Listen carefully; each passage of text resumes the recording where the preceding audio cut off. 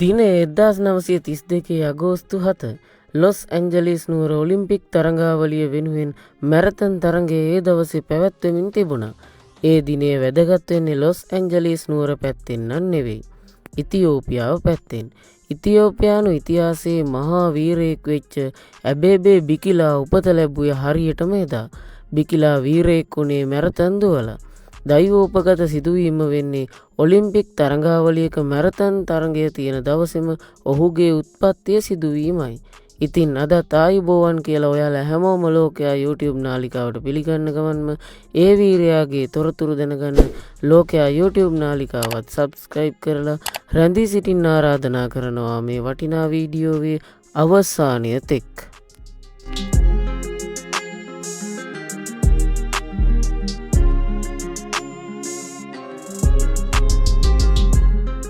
ඇබේබේ බිකිලා ඉතියෝපියානු ජාතිකයෙක්. මුලින් අඩිස් අබාබාහි ප්‍රභූ පාබල අංශයක් වන ආරක්ෂක බලකායේ 5 වන පාබල රෙජිමේන්තුවේද කටයුතු කර තිබෙනවා. ඉන් පසුවයි ඔහු මලල ක්‍රීඩාවට එකතු වෙලා තියෙන්නේ. ඔලිම්පික් උළෙලක ඉතියෝපියාව වෙනුවෙන් රන් පදක්කමක් වෙන්වෙන්නේ 1936 දී. එතැන් සිට 1960 වෙනකල් කිසිම රන් පදක්කමක් ඉතියෝපියාවට ලැබුණේ නැහැ. 1960 රෝමයේ පැවැත්වුණු ඔලිම්පික් උළෙල මේ ඉතිහාසය කනපිට පෙරළුවා.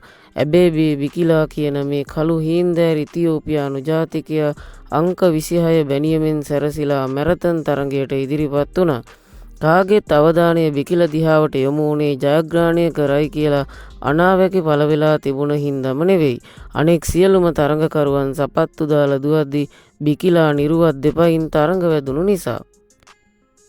රෝම කොලෝසියම වටේ බිකිලා දුවගෙන ගියේ අනෙක් සියලුම තරඟකරුවන්ට අභියෝග කරමින්. තරඟයේ පළවෙනි කිලෝමීටර් 20 ඉවර වෙනකොට බිකිලා හා දෙවැනි තරඟකරු අතර මීටර් 500ක පමණ පරතරයක් නිර්මාණය වෙලා තිබුණා. නමුත් තරඟය අවසන් වන විට පැය 2යි මිනිත්තු 15යි තප්පර 16.2ක් අවසානයේදී අදිෂ්ඨානයෙන් තරඟ වැදුණු බිකිලා රන් පදක්කම ජයග්‍රහණය කරනවා. තරඟය අවසන් වෙලා බිකිලා ළඟට එන මාධ්‍යවේදියෙක් සපත්තු නැතුව තරඟ වැදීම ගැන බිකිලාගෙන් ප්‍රශ්නයක් අහනවා. බිකිලා ඒ ප්‍රශ්නෙට ලබා දුන්නේ ලෝකයේම හඬවන පන්නේ උත්තරයක්. මුළු ලෝකයටම මට කියන්න ඕනේ උනේ මගේ රට ඉතියෝපියාව කියන එක. අපි දිනන්නේ අදිෂ්ඨානයෙන් හා ධෛර්යයෙන්. රන් පදක්කම අරන් ඉතියෝපියාවට ගිය බිකිලා ජාතික වීරයෙක් බවට පත් වෙනවා. 1964 ටෝකියෝ ඔලිම්පික් උළෙලේ මැරතන් තරඟයෙන් තමන්ගේ රන් පදක්කම රැක ගැනීමත් සමග බිකිලාගේ වීරත්වය තවත් තීව්‍ර වෙනවා. මේ වෙනකොට කාගෙත් අවධානය බිකිලා දෙසට යොමු වෙලා තිබුණා.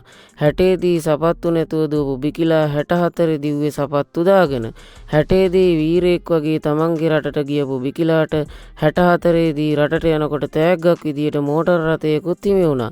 මේ මෝටර් රථයම තමයි අවසානයේදී බිකිලාගේ ජීවිතයට අවාසනාව උදා කරන්නේ.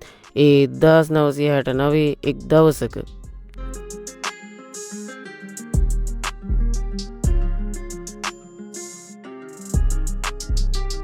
ඉතින් අද ඔයාලා මේ වීඩියෝවෙන් ලෝකයට බිහිවුණු විශිෂ්ට ක්‍රීඩකයෙක් පිළිබඳ තොරතුරු දැනගත්තා.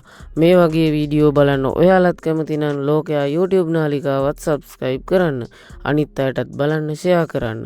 නැවතත් අලුත් වීඩියෝ එකකින් ලෝකයා YouTube නාලිකාවෙන් හමු වෙමු.